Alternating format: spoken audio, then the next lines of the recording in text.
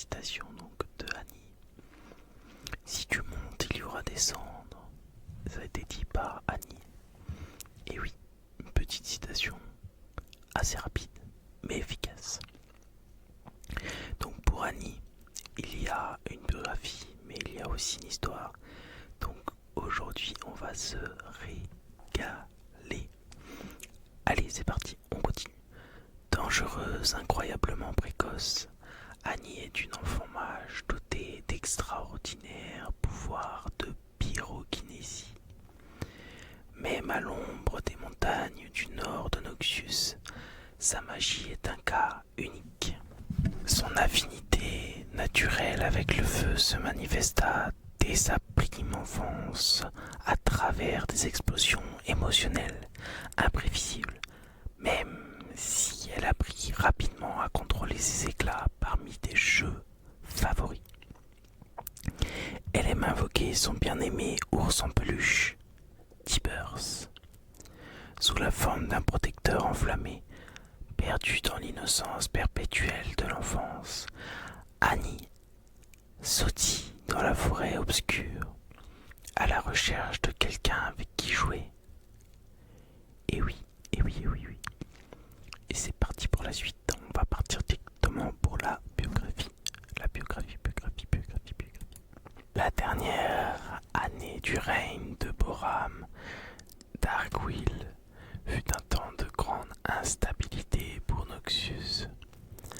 Parmi ceux qui avaient les aptitudes magiques, beaucoup quittèrent la capitale dans l'espoir de retrouver la paix dans des provinces plus lointaines.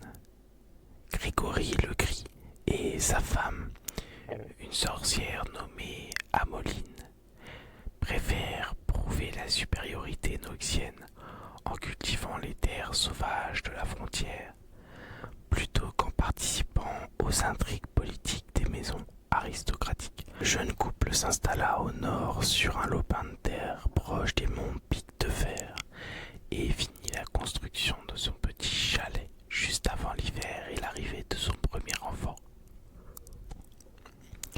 Au cours de leur voyage, Amoline avait été fascinée par les histoires des autres colons, surtout celles qui décrivaient les grands ours de l'ombre. Elle profita de sa grossesse pour créer un jouet représentant l'une de ces créatures. Elle avait à peine fini de coudre les boutons qui lui servaient d'yeux quand elle ressentit les premières contractions de l'accouchement. Grégory prétendit plus tard que la fille avait hâte de jouer avec sa nouvelle peluche, car ce fut là, au pied de l'âtre, qu'Amoline donna naissance à Annie. Annie était encore très jeune quand son père et elle tombèrent malades. Alors que la nuit tombait, Annie fut attaquée par la fièvre. Elle fut rapidement si brûlante que sa mère ne pouvait plus la tenir dans ses bras. Amoline, sombrant dans le désespoir, décida d'aller chercher de l'eau glacée dans la rivière proche. Le lendemain, Grégory s'éveilla, affaibli par la maladie, dans son petit lit en pleine forme. Annie jouait avec Tibbers, son ours en peluche, mais Amoline n'était plus là. Naïvement, Annie se convainquit que sa mère reviendrait un jour. Grégory trouvait souvent sa fille dans la chaise à bascule de sa mère, près de la cheminée. Tibbers dans ses bras. Elle observait les flammes là où, quelques secondes plus tôt, il n'y avait que des cendres froides. Il mit ses mystères sur le compte de l'épuisement, tant il est vrai qu'il est éprouvant d'élever seul un enfant. Les années passèrent et d'autres colons s'installèrent dans la région. Grégory finit par rencontrer Léana, une femme qui cherchait une nouvelle vie hors de la capitale avec sa fille Marguerite. Annie était enchantée d'avoir une camarade de jeu, mais son statut d'enfant unique l'avait un peu gâtée, et l'acclimatation à la famille recomposée fut compliquée. À chaque fois qu'Annie perdait le contrôle de son Liana était déstabilisée et prenait rapidement le parti de sa fille. Grégory essayait de son mieux de maintenir une paix fragile entre les deux foyers. Marguerite n'avait pas l'habitude des dangers de la nature sauvage et ses jeux insouciants finirent par provoquer une catastrophe. Liana, bien sûr, accusa Annie de la mort de l'enfant et elle passa sa rage et sa douleur sur l'objet qui comptait le plus pour sa belle-fille, Tibbers. Annie fut horrifiée. La peluche était tout ce qui lui restait de sa mère. La crainte de la petite fille se transforma en rage incontrôlable. Elle fut incapable de contenir la puissance pyrokinésie qui l'habitait et l'ours en peluche prit vie dans un maelstrom de flammes protectrices. Quand le feu s'éteignit, Annie était seule, ses deux parents engloutis par l'incendie. Convaincue que la plupart des adultes sont comme sa belle-mère, Annie vit désormais dans les recoins les plus sauvages des territoires frontaliers. Elle utilise parfois son apparence désarmante de petite fille pour convaincre une famille de pionniers de la garder quelque temps, de l'habiller, de la nourrir, mais les flammes et la mort attendent quiconque serait assez stupide pour tenter de lui enlever son ours en peluche. Protégée par Tibbers, Annie erre dans les sombres forêts de Noxius, inconsciente des dangers qui l'entourent et du danger qu'elle représente pour les autres. Elle espère rencontrer un jour quelqu'un assez semblable à elle pour faire son compagnon de jeu. Et voilà pour la biographie de Annie.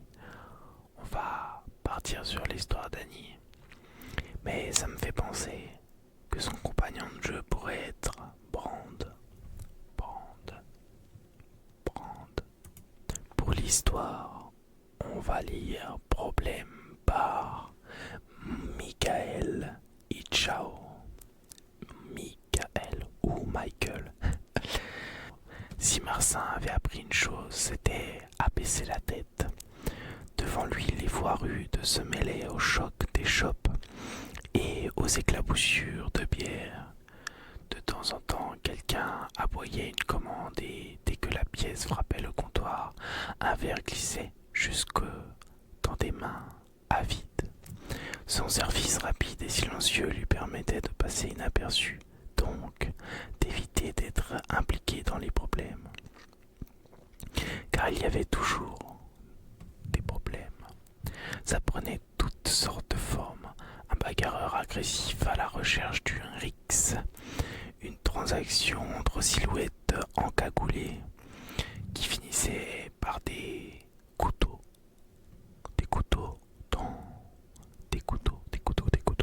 dans la gorge. Ou plus inattendu, une petite fille poussant la lourde porte de la taverne. Marcin regarda l'enfant avancer vers le bar en chantonnant. Derrière elle, la porte se referma. Après un dernier souffle froid de vent hivernal, le boomelord attira les quelques yeux qui n'avaient pas encore repéré l'apparition stupéfiante de la gamine. Cette dernière grimpa sur un tabouret à peine assez grande pour dépasser du comptoir.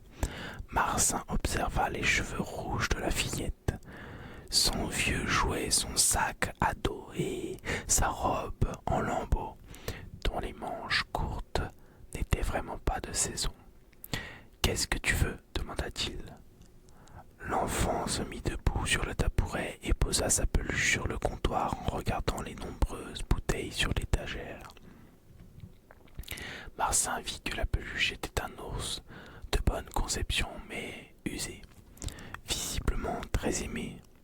Les coutures commençaient à se voir aux articulations. Il avait perdu un bouton qui lui servait d'yeux. Est-ce que je peux avoir un verre de lait, s'il vous plaît ? Marcin leva un sourcil. alla chercher la cruche au bout du bar. Tu ne devrais pas être dehors si tard, toute seule. Tu ne crois pas? Fit une voix grave. Marcin soupira. Des problèmes. Il y avait toujours des problèmes. Une cruche en main, il reposa le regard sur le bar. Un homme de forte carrure à côté de la fillette la regardait avec son seul œil valide. La gamine avait l'air d'un galet à côté d'une falaise. Lui, c'était une montagne de muscles, couturés de cicatrices. C'était un chasseur de primes. Les cordes, les chaînes et les crochets à sa ceinture en témoignaient. Oh, et la grande hache dans son dos aussi. La petite fille lui sourit. Je ne suis pas toute seule. Tippers est avec moi. Hein, Tippers? Rayonnante, elle exhiba l'ours en peluche. Le chasseur de primes éclata de rire. Tu manques sûrement à tes parents. Les mains de la fillette retombèrent, son regard devint fuyant. Ça m'étonnerait, dit-elle. Je pense que s'il paierait sûrement un bon paquet à celui qui te ramènerait à la maison. Marcin pouvait presque entendre les pièces s'entrechoquer dans l'esprit de l'homme. Ils ne pensent pas, ils sont morts. L'enfant se rassit, regardant fixement son ours en peluche d'un air perturbé. Le chasseur de primes allait reprendre, mais fut interrompu par Marcin, plaçant la tasse sur le comptoir. Ton lait, dit-il. La fille se tourna vers lui, enchantée, oubliant déjà son humeur triste. Merci, monsieur. Elle assit son ours sur le comptoir et chercha dans son sac. Marcin attendit, prêt à accepter comme paiement la piécette qu'elle en sortirait.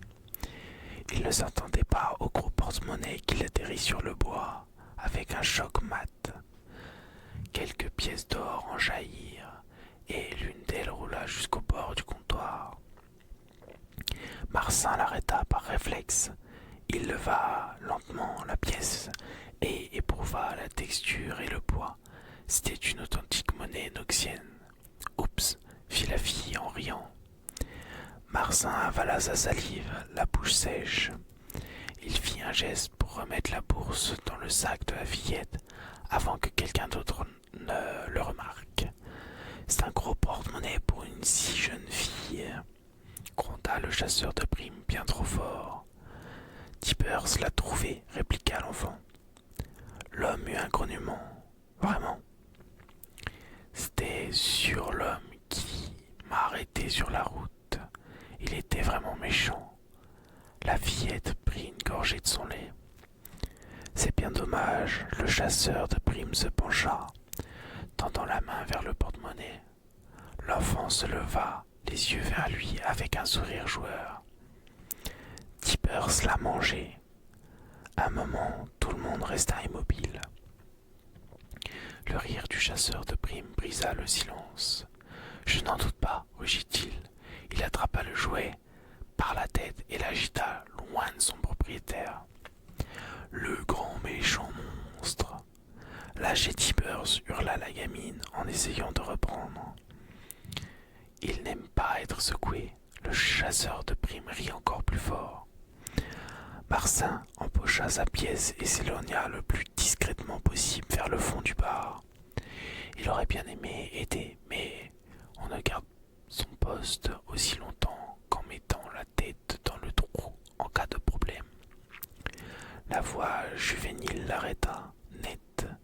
J'ai dit de lâcher Tippers, t'as compris? Les mots étaient pleins de dureté et de colère. Contre son instinct, Marcin se tourna vers la scène. La fille était debout sur le comptoir et regardait le chasseur de primes avec un regard où coulait de la lave en fusion. Puis ce fut le chaos. Il y eut un éclair de lumière et une explosion de chaleur. Marcin leva les bras devant lui. Dans un hurlement de douleur, il tituba vers l'arrière, frappant du dos les étagères. Plusieurs bouteilles s'effondraient, tandis qu'il s'accroupissait sous le comptoir en se maudissant. les hommes et le son du bois brisé ponctuèrent un rugissement de flammes, un son guttural et inimaginable retentit dans l'air et glaça le tavernier jusqu'au sang.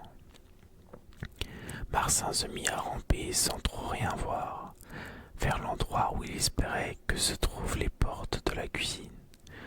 Autour de lui, les hurlements atteignirent un pic avant de s'arrêter soudain dans un craquement à retourner l'estomac. Pour la deuxième fois de la journée, Marcin oublia son vieil entraînement à la lâcheté et jeta un coup d'œil par-dessus le comptoir. Une énorme bête se détachait sur le fond de la flamme. Les tendons reliaient ses pattes à son torse comme des coutures. Marcin, stupéfait, constata que la créature elle-même était en feu, mais que les flammes n'attaquaient pas sa fourrure. Dans ses griffes, l'animal tenait par la tête la forme flasque et sanglante du chasseur de primes réduit à l'état de poupée chiffon. La petite fille était debout, couronnée de flammes. « Tu as raison, Tippers, dit-elle. Lui non plus n'aimait pas être secoué. » Marcin regarda la pièce avec horreur. Partout dans la taverne, tout n'était qu'une chaise renversée, table brûlée et fumée noire. L'odeur du sang et de la chair brûlée attaqua ses narines et Marcin, tout ça, l'estomac révulsé. La bête tourna son regard vers lui. Un geignement échappa aux lèvres de Marcin. Il vit l'abîme rougeoyant dans l'œil de l'ours et il avala sa salive sur qui il allait mourir. Un rire couvrit le crépitement des flammes. « Ne vous en faites pas, dit la petite fille. Tippers vous aime bien. » Marcin, pétrifié, regarda la petite fille traverser en sautillant la taverne en flammes. La bête sur ses talons, il vit l'ours enfoncer les portes. Il eut un hoquet quand la petite fille se tourna une dernière fois vers lui d'un sourire. « Merci pour le lait, monsieur. » Puis la fillette sortit dans la nuit de neige, tandis que la taverne s'effondrait derrière elle. Et voilà pour l'histoire de Annie, une très belle histoire, très sympathique, qui nous en apprend toujours plus. Alors c'est vraiment rigolo parce que à chaque fois je me fais la réflexion et à chaque fois je me dis purée, qu'est-ce que je ferais bien une game de ce personnage. Et à chaque fois que je lis une histoire, j'ai envie de faire une game justement avec le personnage auquel on parle dans ces vidéos. J'espère en tout cas que ça t'a plu, que ça t'a reposé, que tu vas passer une très bonne nuit ou une très bonne sieste. On se retrouve très très vite pour une nouvelle vidéo. N'hésite pas à t'abonner, à lâcher ton petit like et on se retrouve très vite. Sur ce, bisous.